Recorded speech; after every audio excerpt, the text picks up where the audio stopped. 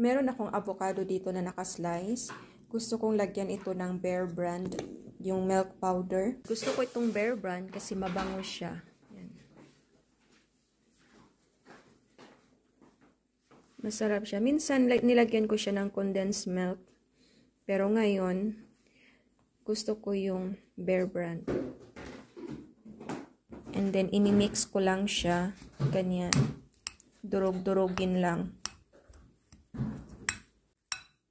Merong sobra sa team na cucumber.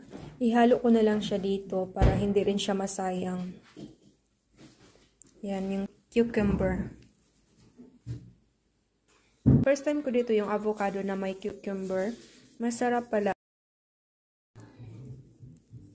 Ito lang yung breakfast ko ngayon. And then partner with Bear Brand milk and Milo. Pinaghalo ko siya.